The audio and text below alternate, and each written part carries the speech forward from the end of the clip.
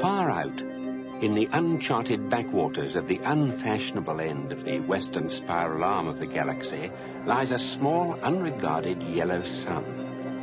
Orbiting this at a distance of roughly 92 million miles is an utterly insignificant little blue-green planet whose ape-descended life forms are so amazingly primitive that they still think digital watches are a pretty neat idea. This planet has, or had, a problem, which was this. Most of the people living on it were unhappy for pretty much of the time. Many solutions were suggested for this problem, but most of these were largely concerned with the movements of small green pieces of paper. Which is odd, because on the whole, it wasn't these small green pieces of paper that were unhappy. And so the problem remained. And lots of the people were mean, and most of them were miserable, even the ones with digital watches.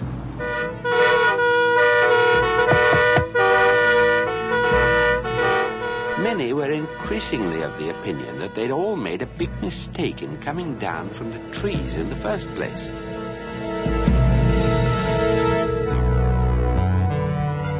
And some said that even the trees had been a bad move, and that no one should ever have left the oceans.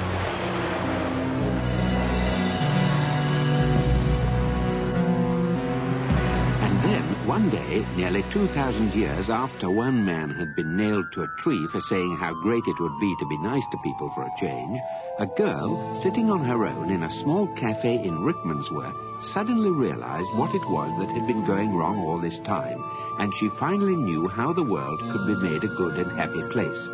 This time it was right, it would work, and no one would have to get nailed to anything.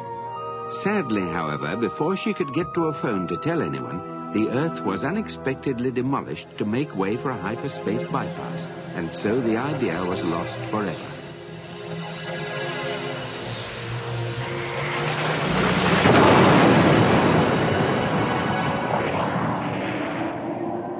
Meanwhile, Arthur Dent has escaped from the Earth in the company of a friend of his who has unexpectedly turned out to be from a small planet somewhere in the vicinity of Betelgeuse, and not from Guildford after all.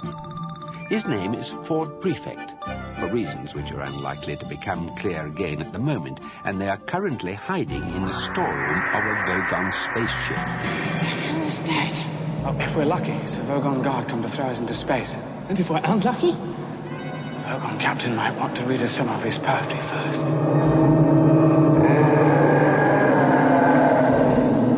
O Freddle Grunt Muggly, thy micturations are to me as flirtle dabble blockets in a lurgid beam that morbiously hath floated out its earth and junctals into a rancid vestran conception.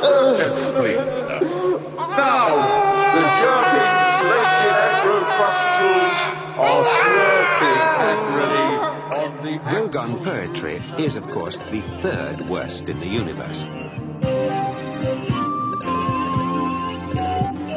The second worst is that of the Asgoths of Krea.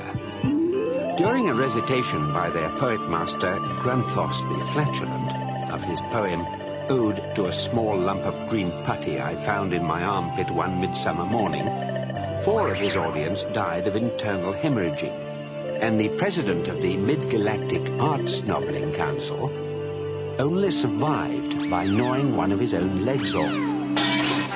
Granthos is reported to have been disappointed by the poem's reception and was about to embark on a reading of his 12-book epic entitled Zen and the Art of Going to the Lavatory when his own major intestine, in a desperate attempt to save life kind, leapt straight up through his neck and throttled his brain. The very worst poetry of all, and its creator, Paula Nancy Millstone Jennings of Greenbridge, Essex, England, perished in the destruction of the planet Earth. Vogon poetry is mild by comparison. Receptions,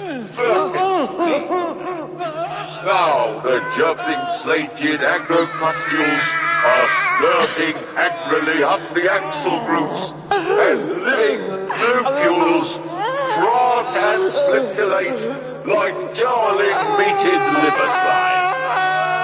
Group, I implore thee, my fruiting turling groans, and hooptiously blandle me with crinkly bindle wordles, or else I shall rend thee in the bomber words with my burgle crunch and see if I don't. So, Earthlings. I'm not an Earthling. Quiet. I present you with a simple choice. Think very carefully, for your very lives lie in your hands. Now choose. Either die in the Vectromo space, or tell me how good you thought my poem was. I liked it. Huh? Oh, yes, I thought that some of the metaphysical imagery was really particularly effective. Yes? Oh, and interesting rhythmic devices which seem to counterpoint the Counterpoint the serialism of the underlying metaphor, the humanity, vulgarity, sorry, of the poet's compassionate soul, which strives through the medium of the verse structure to sublimate this, transcend that, and come to terms with the fundamental dichotomies of the other. And one is left with a profound and vivid insight into whatever it was the poem was about.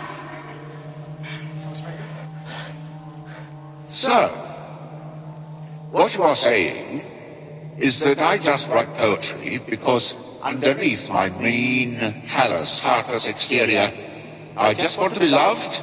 Is that it? Well, I mean, yes. Don't we all?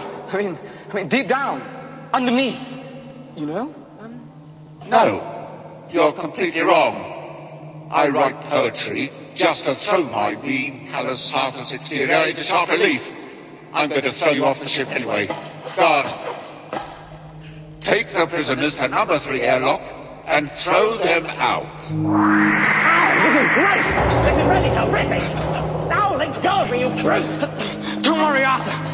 I'll think of something. Resistance is useless! What is all this for? I woke up this morning, thought I'd have a nice relaxed day, do a bit of reading, brush the dog. It's now just after 4 in the afternoon, and I'm already being thrown out of an alien spaceship 5 light years from the smoking remains of the Earth. All right!